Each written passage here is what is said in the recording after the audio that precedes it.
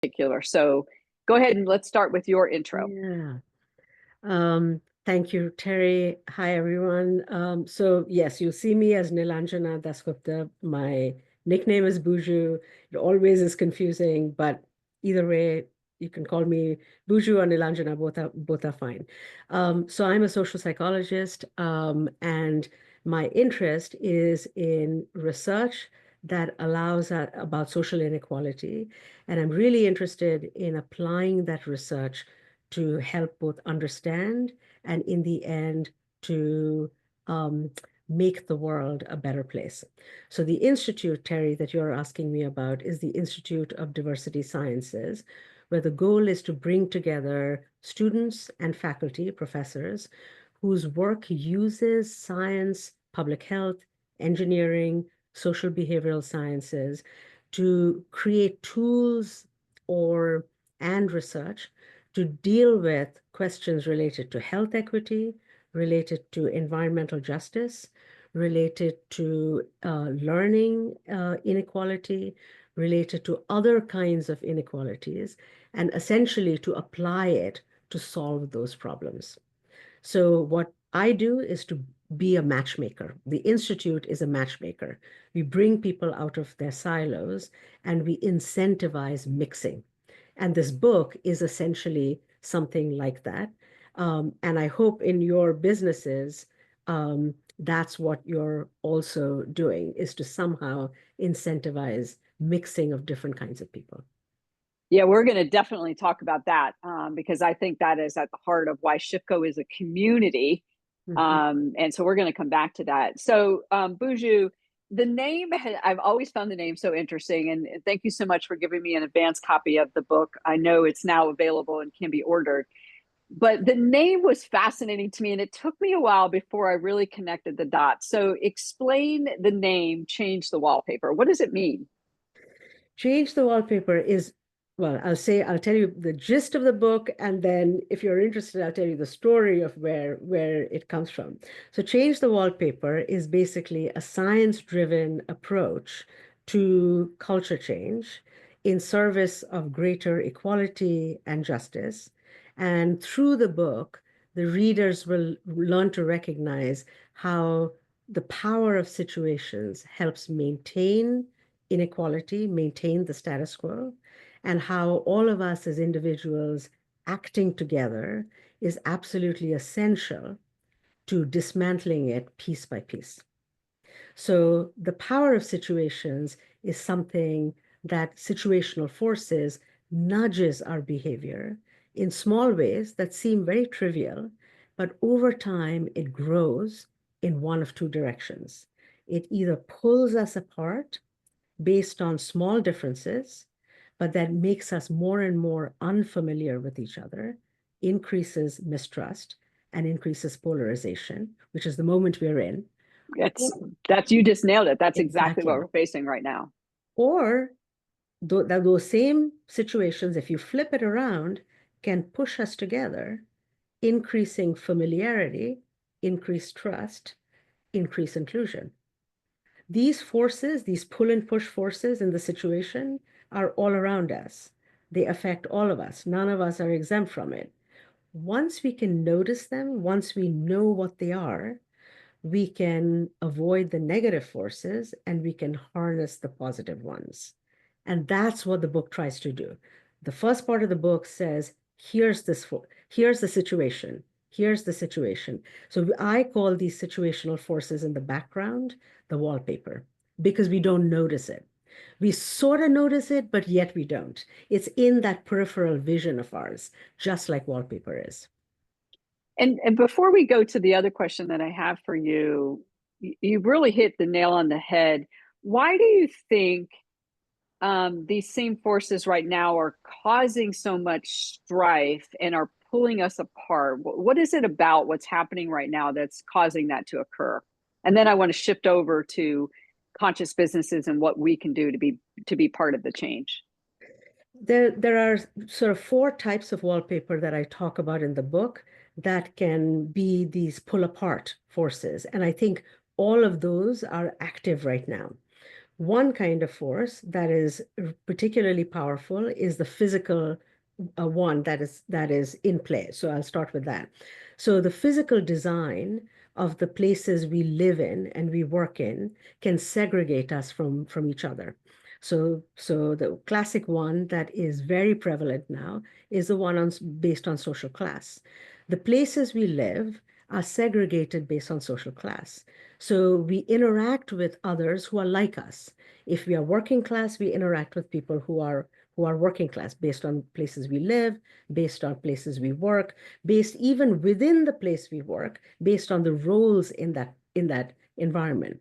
If we are college educated, we work in certain kinds of roles, and within our workplaces, we are in those roles. Our friends are from those roles. We live in those neighborhoods. We probably live in different neighborhoods and maybe even different states and different counties. So the social segregation, both in the workplace and in our living spaces, is one very powerful wallpaper that is what I think of as the physical design or material wallpaper that is a pull force. Another kind is stories, symbolic wallpaper. The stories that tell us whether, that sort of explain social reality, that tell us whether the inequality that we are in is fair and deserved, or whether it's unfair. And the stories we typically are hearing now is that inequality right now, that people who are successful deserve to be successful, and people who are unsuccessful or who are having a rough time mustn't have tried hard enough. But we could tell different stories. We could tell stories of more systemic barriers, or the failures of healthcare or health insurance, or the failures of public education. We could tell different stories. And I think one of the reasons that we are so polarized now is that our stories are essentially telling the stories of individuals being the sole reason for the success and failure. Individual responsibility is really the narrative, the story that we're telling. We're not telling a structural story. So that's symbolic wallpaper. The third one is very, very quickly about norms and customs. Some people know the rules of the game about how to get ahead and how to climb the economic and professional ladder, and other people don't. So for those of us who know the unspoken rules of the game, there's very little friction. We can climb that social ladder, and we can get ahead and take advantage of opportunities without anybody really teaching us explicitly how to get it done. But for those who don't know the rules of the game, you sort of don't know how to get stretch assignments. You don't know how to step up and ask for something, and you miss opportunities. So knowing the rules is the knowing the unspoken rules, I should say, is the third type of wallpaper. And the fourth one is portraits on the wall, the people in powerful places. The people we see who are elevated, who are respected and valued, tells us whether we can get there.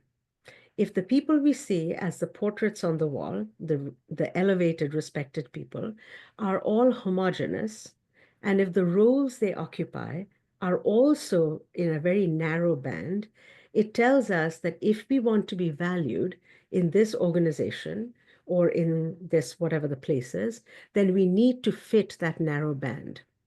But if the people who are in those high places are of various sorts, they occupy various roles, they look of various types, then we know we can do lots of different things and still have a place in this organization. That tells us whether we can belong or not. So those are the four types of wallpaper. And I think right now we have more segregated. That's partly why we are polarized. The stories we tell are much more neoliberal. So it's more all about individual personal responsibility. That's one of the reasons we assign blame to individuals rather than systems that have failed us. The third is that only some people sort of know how to navigate the system. That's the third reason why I think that we are more polarized. And then the final is that we have a narrow band of what it means to be successful, and lots of other ways of being successful are fairly invisible. I love that. And but one more thing on that, before we pivot over to conscious entrepreneurs and what they can do to be the change.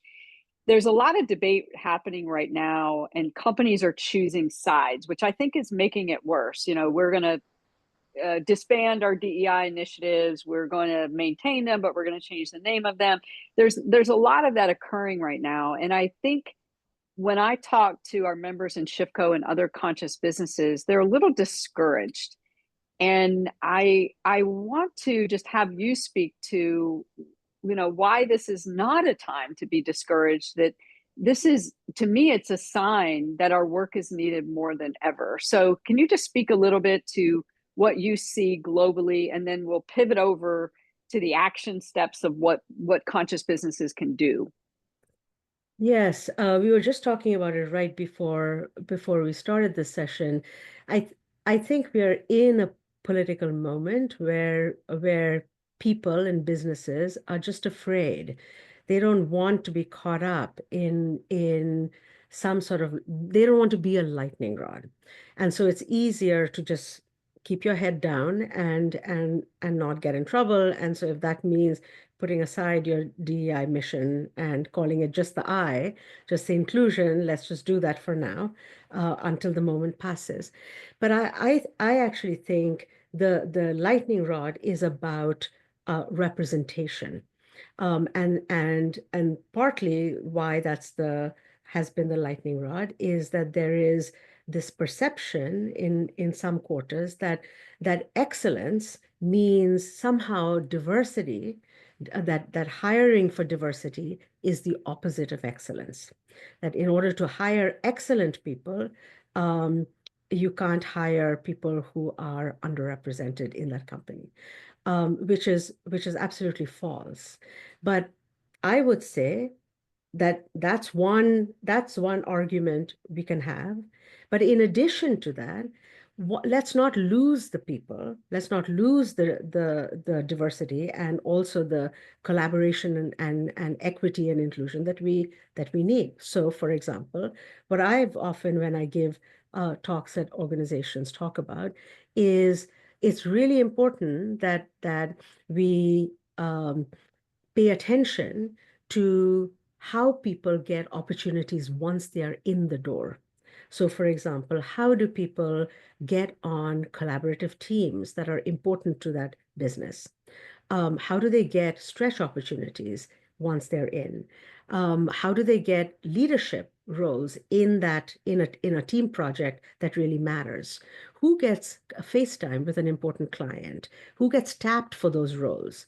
Some people get tapped for important roles more than others. If that happens, that's where once people are in an organization, inequality starts to grow. And that's where the promotion ladder for some people begins to look very different than for others.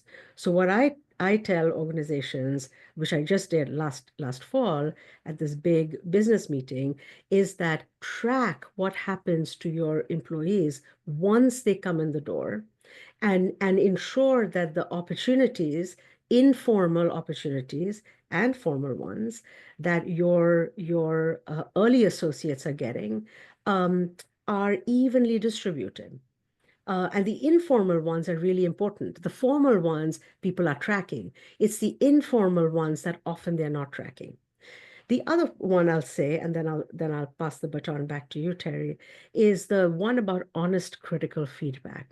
Oftentimes people are sort of tentative about giving honest critical feedback to people people who are employees who are women or people of color.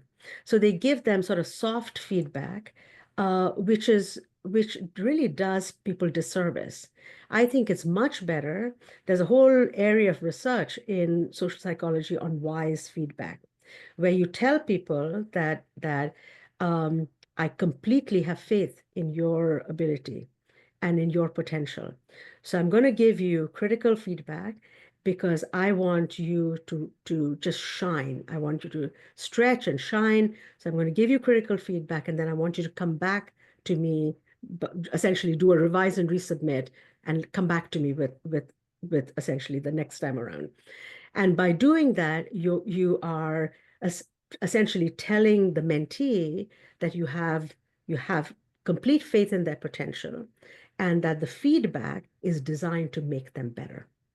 And Ah, that type of feedback actually works really well. So then they revise, they come back to you, and it's iterative. It's talent development. It's not a one-off. And there's a ton of research, great research, showing that's much better than giving the soft pedaled feedback or giving the harsh feedback without the setup to say, I'm giving you this hard feedback because I know you can do it. And I know that you will go from this sort of a C performance to an A. It'll take a little bit of time, but you're fully capable of that. So let's make it work. It'll take 2 or 3 rounds. So that honest feedback and the trying and iterative performance and part is really important. so it sounds, I mean, you've got decades of research on this. So it sounds like what I'm hearing you say is regardless of the noise that's out there and what appears to be happening, there's real research to back up that committing your business practices to having a diverse workforce and a diverse vendor network and including more people that are dissimilar in the way that you're operating is actually a really positive thing for the people within the company as well as the customers that company affects. Absolutely. There's a good bit of research on collective intelligence that teams that have um, a group of people who are different in skill levels and different in both skill levels and also in some ways in personalities, but who also have good relationships with each other. And the other thing that is important in collective intelligence, it turns out, is people who are socially sensitive, who are emotionally sensitive to other people's needs. So it's not just their smarts, but their emotional intelligence and awareness of other people's feelings so that they can calibrate to other people's feelings that ends up becoming an important social glue. And women, on average, it's not an essentializing, what I'm about to say is not an essentializing comment. Women, on average, tend to be more attuned to people's feelings. So teams that have women tend to have higher collective intelligence. But anybody who is attuned to feelings can be a real asset for those teams. Boy, that is a critical data point. It's one of the reasons why we include so much personal fuel in shift codes for that very reason. I want to shift over to what we can do differently. As I Mhm. mentioned when I invited you on this series, is I believe in the research that I'll be publishing later this month on the Conscious Business Forecast that this is the time for conscious leaders and conscious business to really take a giant step forward. It just doesn't appear that way, but it really is. The data backs it up. And so I'm bringing together speakers and authors who can talk and give people tools for how to do it. And one of the things I found interesting on one of the shows that I heard you on was the cycle of positive change. Can you talk a little bit more about that? Yes. So it starts with the fact that I said at the top of the hour that the wallpaper nudges our thoughts and our behavior. And it affects all of us.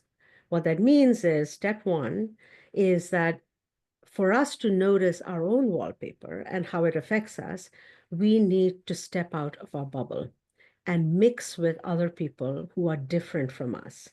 For me, for example, it means interacting with people who are outside of the university bubble, interacting with people who are not necessarily in my social class, who are not in this college going space, which is my professional space. So that's for me. For each of your listeners, it may be a different group.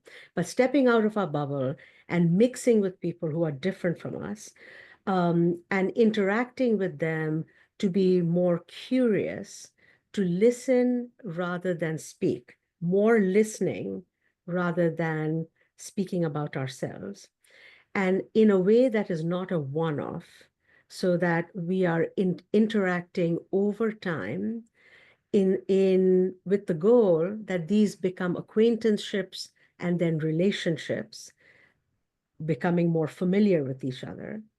Those interactions lead us to learn, step two, lead us to hear stories from the people we are interacting with that are personal, just casually, about something about the other person's life that often is something about the material conditions of their lives, that may be, or the psychological conditions of their life, that might be something vulnerable. um, those stories will arouse, or maybe they hear from our stories, or we hear their stories. Those interactions will arouse a better understanding about something about somebody else's life that wasn't visible just by looking at them, which is often the case. People look a certain way that we might make assumptions about, but then we talk to them and we talk to them, or we hear from them and we learn something that we didn't know. Those stories arouse empathy, understanding, aha moments, empathy. As we hear more stories, step three, those stories we realize are not individual stories that are disconnected. They're part of a tapestry that allows us to see there's a pattern here. The pattern is something more structural, that there are some things that are inequalities that we may not have been aware of before. So from the stories, we can see something that is structural, that is much more intuitive and palpable in a way that is more visceral than reading about it in numbers. So we've gone from stepping out of our bubble, step one, to social interactions that are repeated, where we express curiosity, interact, listen more than speak, and hear stories. That's two. Stories that lead to empathy. Step three is those stories allow us to see there's a pattern and see something structural. That leads to step four, where we then, because we now have relationships with people, that sort of empathy often leads to the motivation to do something to change it. Mm-hmm. And then we gather people and we say, look, this thing is happening. This is not right. And we start to spread the word and gather people. That's the mobilization. That's step five. And the mobilization leads to some figuring out where we can act, what can we do in some way that is effective, leading to some sort of collective action. That is step six. And the the the exhilaration of doing something together um, is so exciting that it usually leads people to continue back to step one, back to engaging with people who are different. And so we keep on that virtuous cycle. What's interesting about what you just said is I think the tendency is that people want to lay low right now. And there's extremes on both sides of that, but it's really those of us that are in the middle that I think can truly affect change right now. So that means I don't necessarily feel like I have to beat the drum and fight the patriarchy or whatever that is, but I also don't necessarily think I want to dig a hole and hide in it. How do you think values and the community we surround ourselves with, how do you think those things affect the way that we're perceiving this world that we're in, this time of incredible conflict? But also, how do you think they affect the impact that our business can make in the world? Yeah, I think that the community we are in, which is basically the people we are interacting with, um, and the roles we occupy convey our values come from the people we are interacting with and the roles we are occupying, and that's where it's the social environment from which we pick up what's important. It's socially constructed. Our values don't come from they're not hardwired. They are socially constructed. So the wallpaper is the place where our values come from.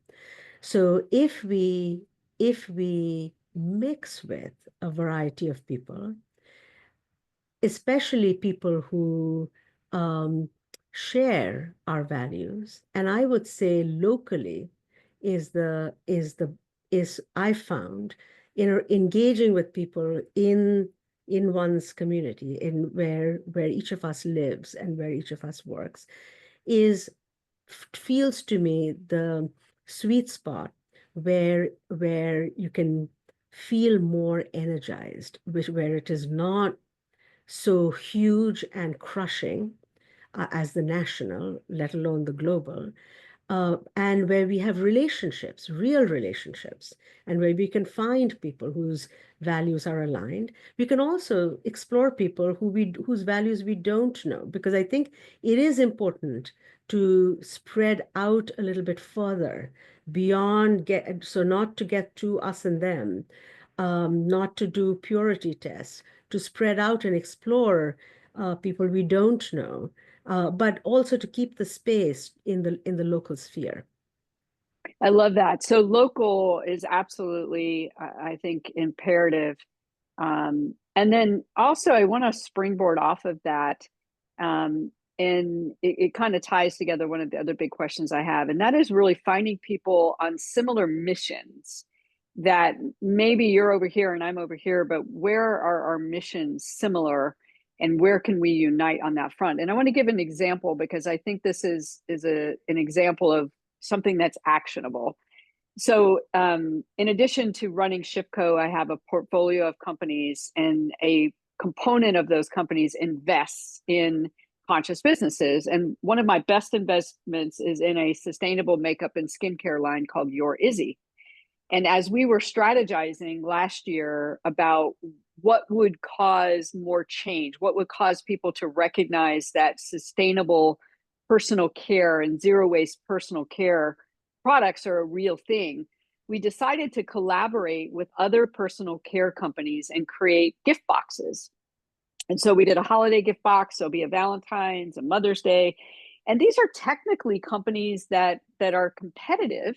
They have a different product line. They're not in the beauty space, but they're still in the personal care space. And it was a beautiful thing because every quarter, we bring together now 3 companies, one of which is ours. And we basically give them an opportunity to market their products to our consumer base, to expose them that not only can you get zero waste skincare and zero waste makeup, you can get zero waste hair care products, you can get zero waste toothpaste.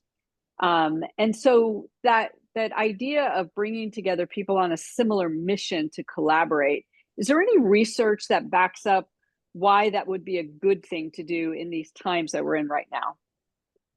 That's a great question. So I actually don't know if there is research narrowly on banding together with people in that space, but there is definitely research on the impact of collaboration on shared values more generally, and that collaboration on shared values and relationships have positive impacts on outcomes. Whether that exists in the business space, I'm not off the top of my head. I'm not aware of, but after we get off, I'm going to look for this, and if I find something, I'll send it your way.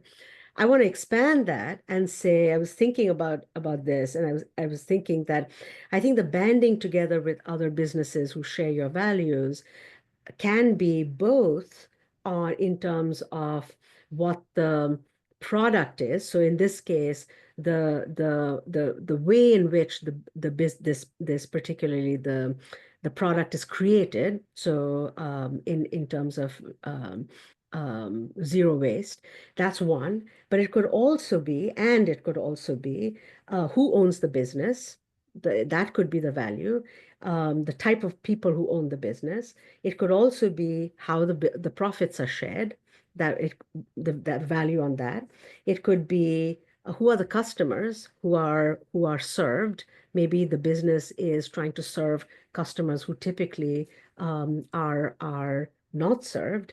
Maybe it could be the type of products that are created. Maybe there's something about the value of those products.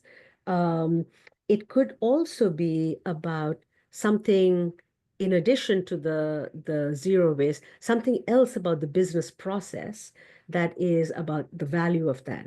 So I think the value idea could be in multiple places in that business, which is a common thread that any listener here who is an entrepreneur could use to bring together other businesses who say that, all right, here's another business who shares my value that I want to partner with. I love that. And I want to just tie together one more piece, and then I'll pause the recording and we'll take some questions from the attendees. But the other thing is, I think it's important for businesses to realize, whether you are aware of it or not, you have a community. You could be a solopreneur, a virtualpreneur, a micro business, a multi-million-dollar business, $100 million business. You are a community, and your community affects others. You affect vendors, you affect customers, you affect employees, contractors. So, what would you advise for businesses of all sizes in terms of how they can make that community more just, more inclusive, and more aligned? Any advice that from your research that you would share? I was actually thinking about this from a customer discovery point of view. I was thinking that the step one that I mentioned in that 6-step cycle kind of applies here. So if the business owner, the entrepreneur, spends some time mixing with the potential customers, especially the sort of customers that they typically don't think of, the customers who are not the prototypical customers in their mind's eye, or the prototypical vendors, and just asks them about their needs, the maybe the entrepreneur would find out some things that they hadn't even thought of Hmm. about the needs of potential customers who are unusual, but who would be interested in their products and services, or vendors who they hadn't even thought of, who could be vendors. I actually, we hadn't talked about this before. I actually do some work with a program that the National Science Foundation has to help scientists and engineers translate their science to convert into commercial ventures. So to help, for example, people who do research on vaccines converted into research converted into vaccines, or all kinds of other stuff that takes something that is in a lab into something commercial. And customer discovery, teaching people, think about customers that you've never thought of, using my research on implicit bias is what I was teaching them. Like, so in preparing for today, I was thinking that helping, reminding listeners who are entrepreneurs to mix with um, customers who they might not have thought of before as customers, or vendors, as you said, who may not be the vendors that they usually would reach out to, and just listening to them, or asking them a few probing questions and then just being quiet and listening to what their needs are, might reveal things that would be interesting directions for their business. That's great advice. And so Buju's book is Change the Wallpaper: How to Transform Cultural Patterns to Build More Just Communities. I think the timing of your book is very profound and very divine. And I encourage all of our listeners to get a copy of it. And Buju, I want to thank you so much.